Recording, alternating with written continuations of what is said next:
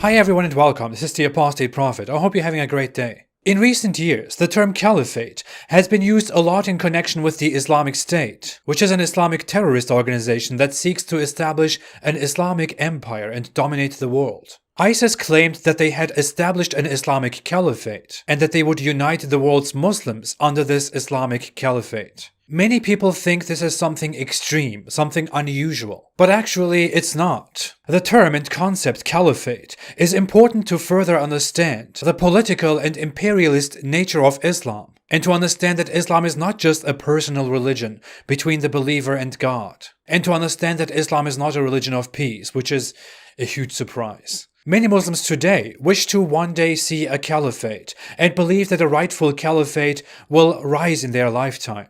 I know Muslims who are in their 60s still believing that. Some don't want to wait that long, so they just get up, go and die a terrible death in Syria, which is of course so unfortunate.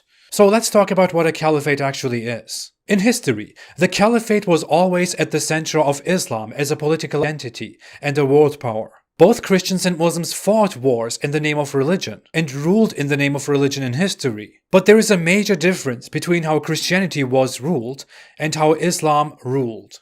With Christianity, we had numerous little entities, duchies, kingdoms, empires. Although most of the Catholic rulers listened to the Catholic Church in interfaith matters and internal religious concerns, they were otherwise meant to be independent and would legitimately deal with each other as allies, enemies, or neutrals, or subjects and rulers. The Orthodox were even more independent than that, and Protestantism after it emerged much more. The same is not true for Islam. Islam had a caliphate, and the caliphate was the global ruler of Islam and held the vast lands of the Muslims together as one entity. Well, at least it was supposed to be that way. While bragging about their loyalty and unity, Muslims kept fighting each other from the very beginning, so that was a bit difficult in practice. A caliphate is the Islamic State led by a caliph or caliph. I will say caliph because caliph sounds disgusting to my ears.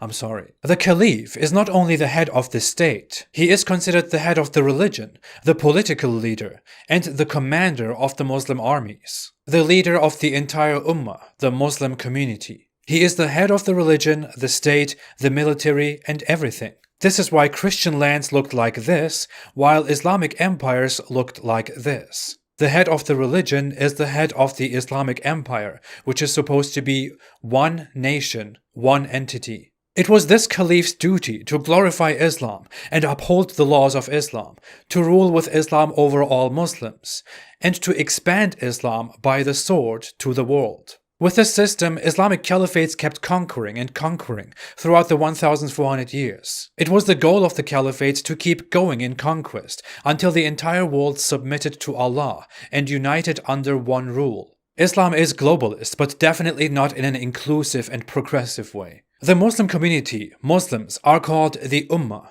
Ummah means something like nation, community. Muslims are supposed to be one nation, united by their religion, and the caliphate is supposed to rule over all of them. That is how Muhammad did it, and that is how the caliphates in history did it. Caliph or Khalifa, which is the Arabic word Khalifa, which has nothing to do with porn, so please YouTube ignore this, stands for successor. In Islamic history, it has been used as successor of Allah's messenger, or just successor appointed by Allah of Allah's message. This is based on Quran chapter 24 verse 55, which reads, Allah has promised those of you who believe and do righteous deeds that He will surely make you successors in the land, just as He granted it to those before them, and that He will surely establish for them their religion, which He has preferred for them, and that He will give them safety after their fear.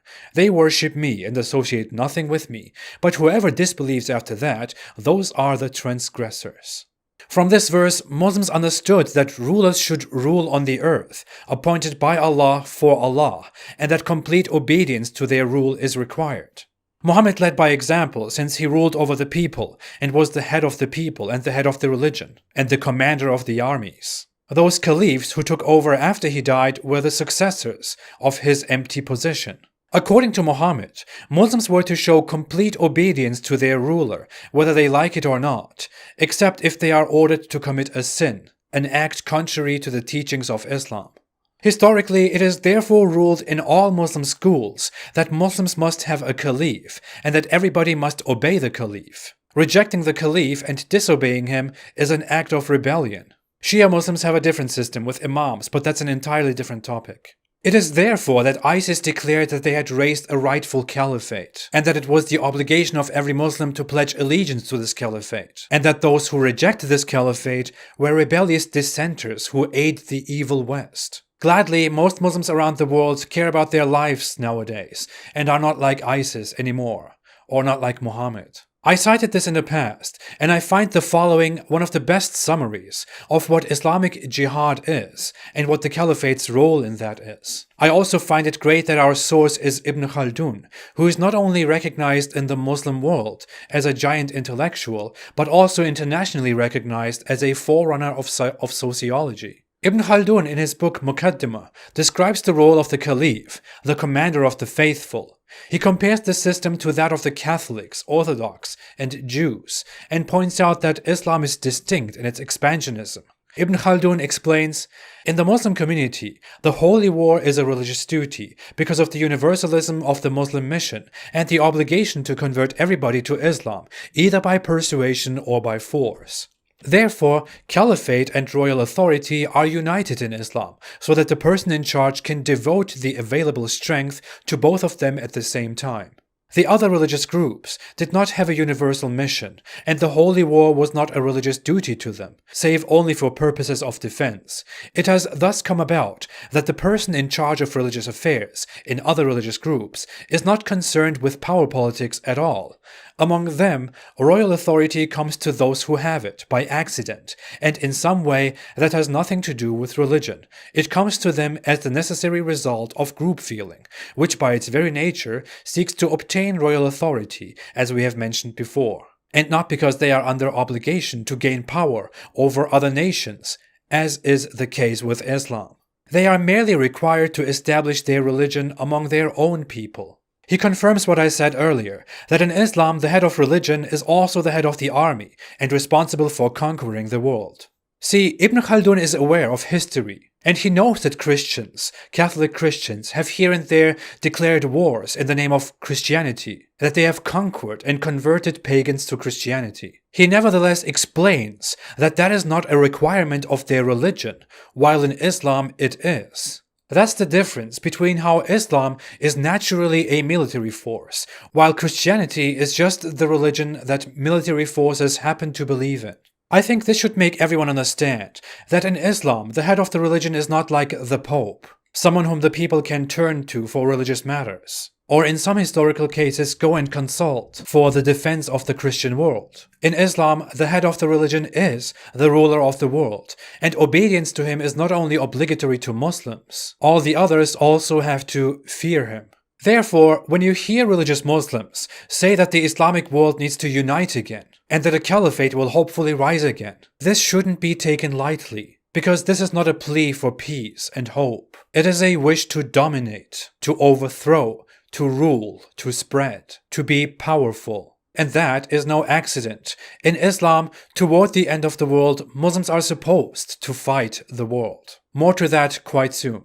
Muhammad, who started all of this as a peaceful religion, established Islam as a religion of war and conquest after he seized more and more power. In front of the Islamic world, there were the Christian Roman Empire and the Zoroastrian Persian Empire. He wanted to raise the Islamic Arab Empire, and he did. Islam spread into Europe by war, and that was no accident. That was not a strict interpretation of Islam, not an extreme version of Islam. That was Islam.